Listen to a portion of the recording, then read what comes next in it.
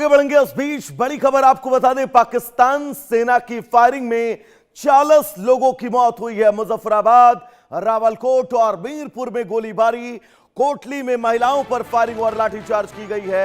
एक बच्ची की मौत हुई है जबकि 50 महिलाएं जख्मी हैं।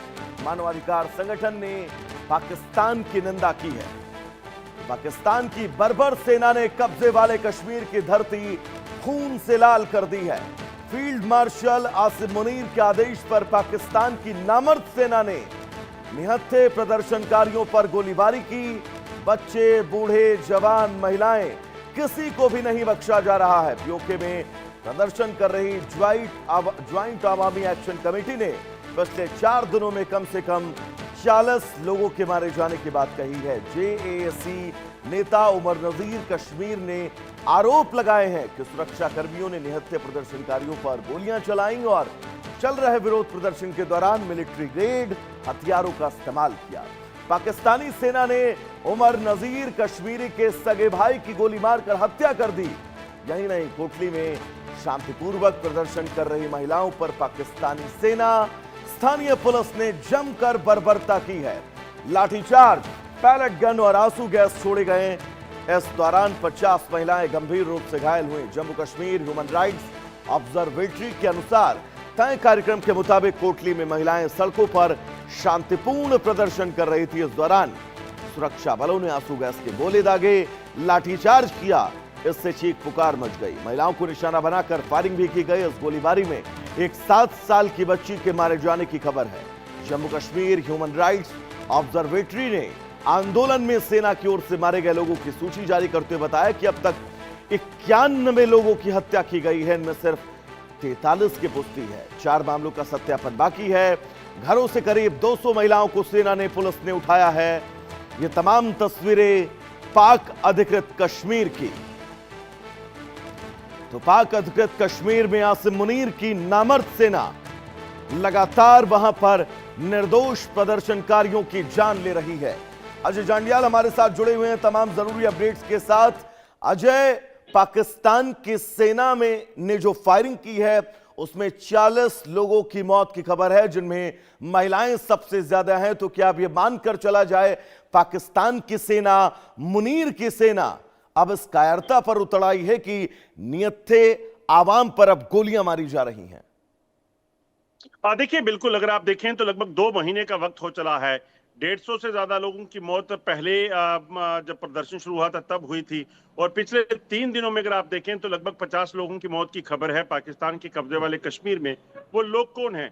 वो लोग हैं जो पाकिस्तान सरकार के किए हुए वादों का जो अपना हक है वो मांग रहे हैं, मगर उन्हें सुनने के बजाय उन पर गोलियां दागी जाती हैं।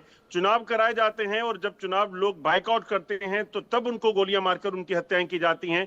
ये हालत पाकिस्तान में बनी हुई है और ताजा आंकड़ा अपने आप में बताता है कि किस तरीके से महिलाओं तक को नहीं बख्शा गया। महिलाएं जो सड़कों पर प्रदर्शन कर रही थी पीसफुल तरीके से, उन पर आंसू गैस के गोले दागे गए, उन पर जो है फायरिंग कर उनको निशाना बनाया गया। तो ये अपने आप में हालत पाकिस्तान की बयां करती है कि पाकिस्तान आखिर कहां पहुंच चुका है।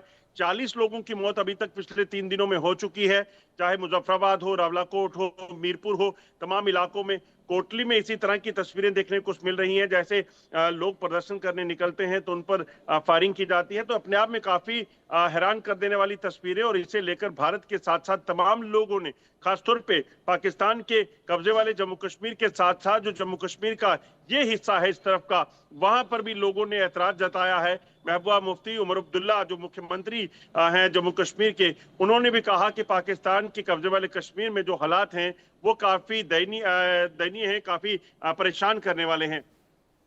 अजय, लेकिन अब हालात, स्थितियां इस तरह की हैं, वहां पर आम चुनाव चल रहे हैं। आम चुनाव में वहां की आवाम ने इन चुनावों का बहिष्कार कर दिया है, क्योंकि चुनाव की अगर हम पूरी इस बॉडी को समझें, जो वो चुनाव भी सिर्फ इसलिए पाक अधिकृत कश्मीर में करवाया जाता है ताकि पाकिस्तान की सेना, पाकिस्तान की सरकार पाक अधिकृत कश्मीर के स्वायत्तपन को खत्म कर अपने कब्जे में इस पाकिस्तान अधिकृत कश्मीर को ले सके। तो अब यह कहा जा सकता है कि यह संघर्ष अब यहीं नहीं रुकने वाला है, बहुत आगे तक जाने वाला है। देखिए, बिल्कुल संघर्ष इसलिए आगे तक जाएगा क्योंकि इन लोगों ने पिछले कई सालों से इस चीज को लेकर आवाज उठाने की कोशिश की तो इनको जेलों में भरा गया। जब इन्होंने पाकिस्तान की सरकार बदली, जब शहबाज शरीफ आए थे तो पाकिस्तान की पार्लियामेंट के अंदर इस चीज को सुनिश्चित करने की बात कही गई कि जो लोगों के हक हैं पीओके के लोग, क्योंकि वहां पर बिजली तैयार होती है तो पंजाब लाहौर कराची ले जाते हैं, वहां की कोई माइनिंग करके कुछ निकलता है तो उस माइनिंग के जो फायदे हैं उसको पंजाब कराची लाहौर को मिलते हैं। तो फिर इस इलाके को, पीओके का जो इलाका जिस पर जबरन कब्जा किया था, उन लोगों के हकों का क्या? तो इस चीज को लेकर जो है पाकिस्तान सरकार से सवाल उठाए गए थे और उस सवालों के बाद अब सवाल, खाली सवाल नहीं बचे हैं, अब ये हक मांग रहे हैं और हक की लड़ाई में मरने मारने को उतारू हो चुके हैं पाकिस्तान के कब्जे वाले कश्मीर के लोग। अच्छा, बिल्कुल, जो तस्वीरें लगातार पाकिस्तान अधिकृत कश्मीर से सामने आ रही हैं, इसमें यह समझा जा सकता है कि अब आसिम मुनीर की सेना, वो नामर्द सेना, उन तमाम हथकंडों को अपना रही है ताकि इस प्रदर्शन को रोका जा सके। अपने खिलाफ, पाकिस्तान की सरकार के खिलाफ जो आवाजें उठ रही हैं, उन आवाजों को सेना के जरिए, सेना के पैरों के तले कुचल दिया जाए। अजय, देखिए, बिल्कुल आप देखें तो आसिम मुनीर का सबसे बड़ा काम जो है वो यही है, क्योंकि आप देखिएगा एक दिन ऐसा आएगा वैभव कि पाकिस्तान में आसिम मुनीर जो हैं वो सत्ता संभालेंगे। जैसे एक बार मुशर्रफ ने किया था वैसी स्थितियां बनेंगी। और उसकी मैं आपको बताऊं, जो इस वक्त सिचुएशन चल रही है, आसिम मुनीर दरअसल किसी भी तरह का प्रदर्शन जो है उसे दबाना चाहते हैं। दबाने का मतलब ये है कि वो एक तरफ इस प्रदर्शनों से ये दिखा रही हैं कि सरकार फेल हो गई है, दूसरी तरफ सेना उसे दबाती है और ये बताती है कि सेना सब कंट्रोल कर सकती है।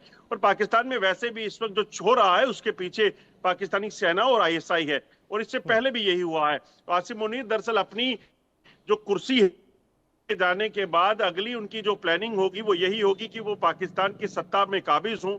इसीलिए उन्होंने अमेरिका के पास जाकर अमेरिका को अपने पक्ष में लेने की बात की है। आप देखिए, शहबाज शरीफ से ज्यादा मुलाकातें ट्रंप के साथ आसिम मुनीर की हुई हैं।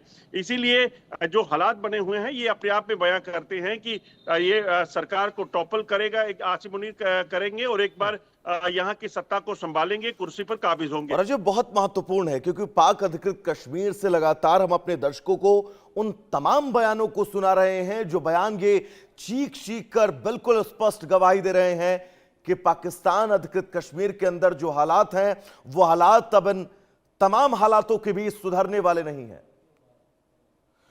अजय, आपका बहुत बहुत शुक्रिया इस तमाम जरूरी अपडेट्स के लिए। तो बिल्कुल ये तमाम तस्वीरें आप सबकी टीवी स्क्रीन पर।